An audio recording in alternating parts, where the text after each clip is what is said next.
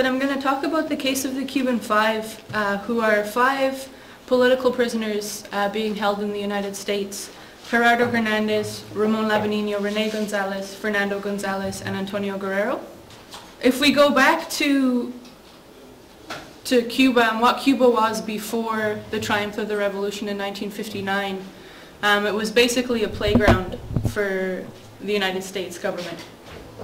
They owned the transportation, the communication, the industry, every major part of the economy and every major part of life in Cuba. After the triumph of the revolution in 1959, that balance of forces was changed.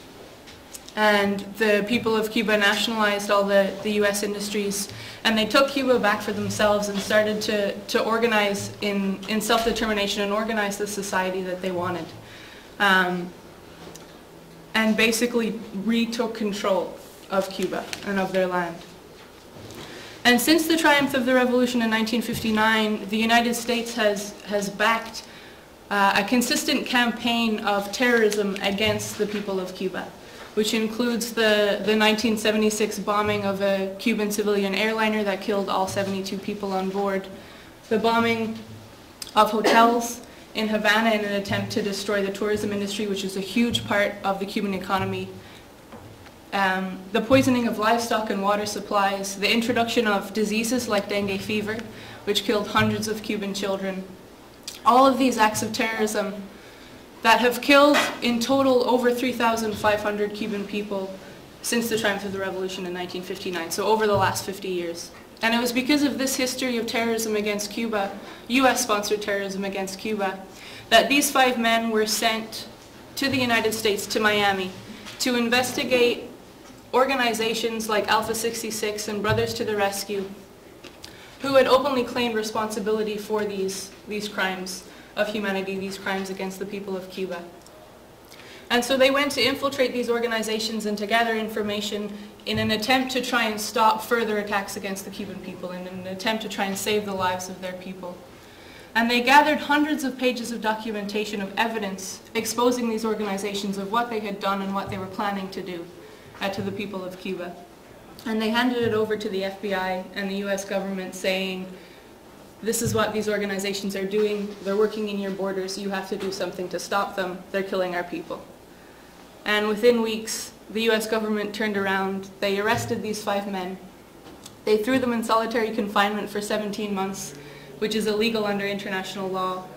They were not allowed any access to lawyers, any access to legal information, any of this leading up to their trial. They were given a trial by jury in Miami, where these organizations are based, which is the most hostile area of the United States towards Cuba.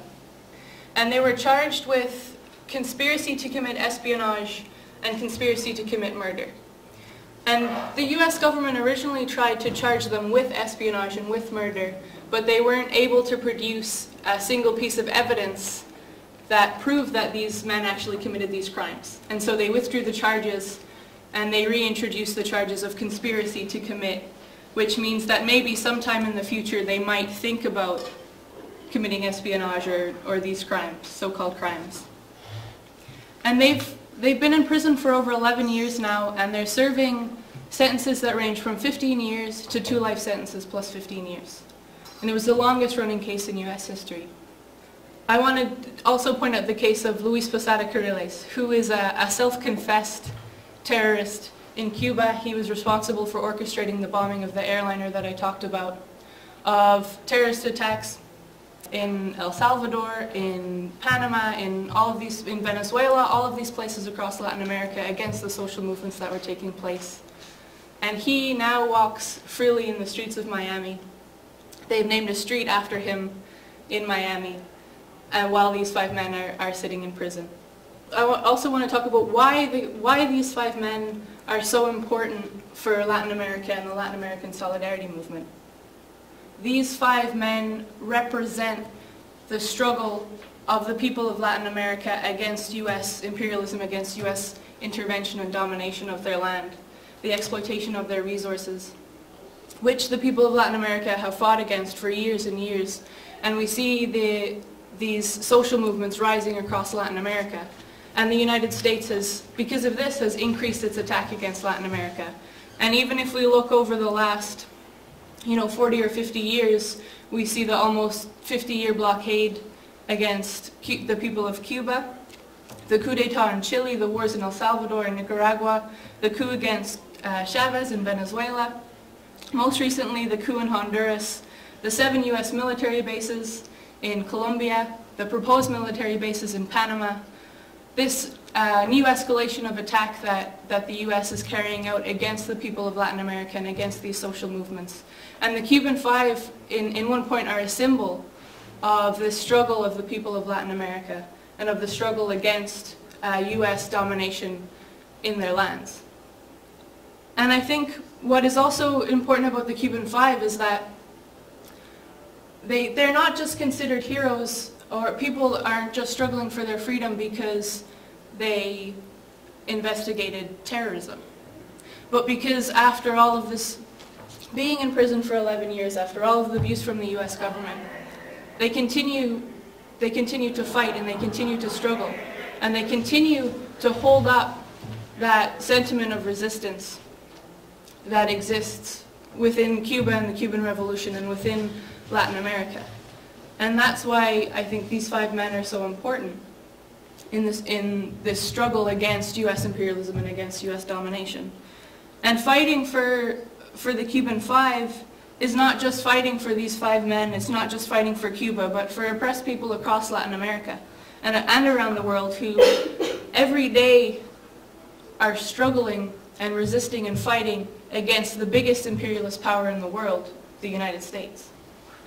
And I think it's also important in the struggle for the freedom of these 5 men is to connect their case to other cases of political prisoners around the world, or in the United States, like Mumia Abu-Jamal or Leonard Peltier, and to be able to unite those cases because they've connected themselves. They've connected their struggles to each other.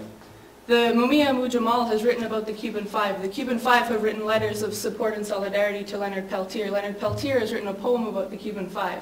They've connected their struggles and they understand that their struggle is the same and against a common enemy.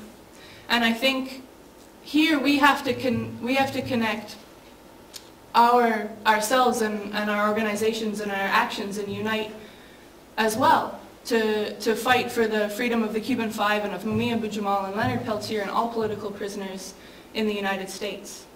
Because what happens when the support in the organizations working around Mumia Abu-Jamal or the Cuban5 or Leonard Peltier, what happens when they get together? What happens when people start to unite in actions and start to recognize that they have a common cause and a common enemy and fight against it together? And I think that way we can make an even bigger movement for the freedom of political prisoners in the United States. Because the Cuban5 represent oppressed people across Latin America. Mumia Abu-Jamal is a symbol of the struggle of black people in the United States, like Leonard Peltier is a symbol of the struggle of indigenous people in the United States. But what happens when those communities get together?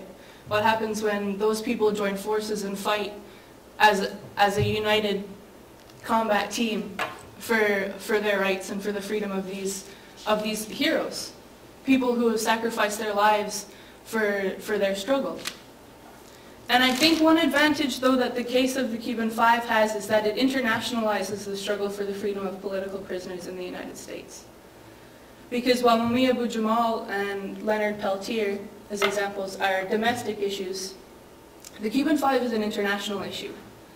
And there are over 300 organizations and committees around the world who are working for the freedom of the Cuban5. How do we organize to free these people who are considered heroes to many people in the United States and around the world? In Vancouver, Canada, there's a Free the Cuban5 Committee Vancouver that organizes monthly protests outside the US consulate to demand freedom for the Cuban5. And just within the last year, Montreal, the committee in Montreal also started to organize monthly protests outside in that city. In Vancouver, we've been able to coordinate those so that we are able to come out and protest together.